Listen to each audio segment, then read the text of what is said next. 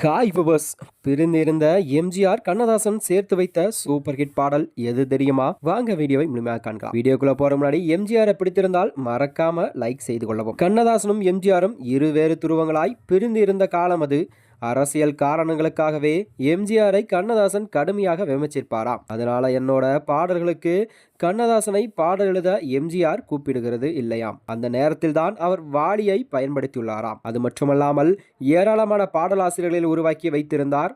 அந்த நேரத்தில் தான் எம்ஜிஆரையும் கண்ணதாசனையும் இணைத்து ஒரு பாடல் உருவானதாம். அந்த சுவாரஸ்யமானதை பார்ப்போம். சிவாஜியின் பல படங்களை இயக்கியவர்தான் PRA பந்துலு.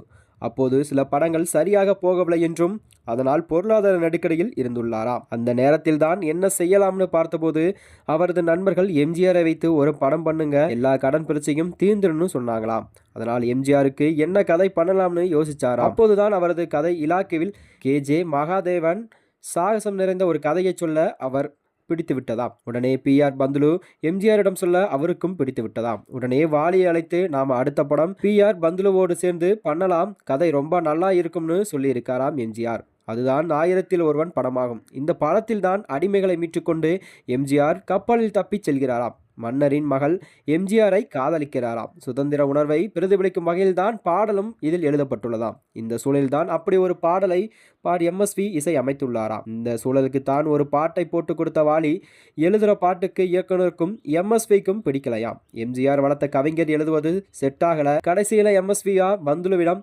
கண்ணதாசன் தான் இந்த பாடலுக்கு சரியா எழுதுவாரு, அவரையே பாருங்கன்னு சொல்லிட்டாராம். நானே இப்பதான் சிவாஜி கிட்ட இருந்து வந்திருக்கேன், என்னால போய் கொடுக்க முடியாது, நீங்க போய் பாருங்கன்னு சொன்னாராம். உடனே MSV கண்ணதாசனிடம் பேசி இருக்கிறாராம். உடனே எம்ஜிஆர் MSV இதற்கு அனுமதி கேட்க உங்களுக்கு பிடிச்சிருந்தா பாட்டு வாங்குங்கன்னு சொல்லி அனுமதி வழங்கிவிட்டாராம். கண்ணதாசனும் முதலில் இது குறித்து ஆச்சரியமாக கேட்டு பின்னர் சம்மதித்துள்ளாராம்.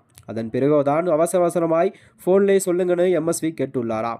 அப்போதுதான் கண்ணதாசனின் அறைக்கு ஒரு பறவை வந்து செல்ல உடனே அவருக்கு ஐடியா வந்துள்ளதாம். அதுதான் முதல் வரி.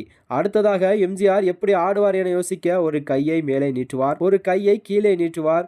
அப்படி என்னன்னு யோசிக்க இரண்டாவது வரி ஓகே ஆயிடுச்சாம். அதுதான் அதோ அந்த பறவை போல வாழ வேண்டும், இதோ இந்த அலைகள் போல ஆட வேண்டும் என்கிற சூப்பர் ஹிட் பாடல். இந்த படக்குழுவில் ஆரம்பிக்கவே இந்த பாட்டானது மிகப்பெரிய அளவில் பெரும் ஹிட்டாகி வளர்ந்தலாம். மேலும் இது போன்ற வீடியோக்களை தெரிந்து கொள்ள நமது சேனலை மறக்காம சப்ஸ்கிரைப் செய்து கொள்ளவும். நன்றி, வணக்கம்.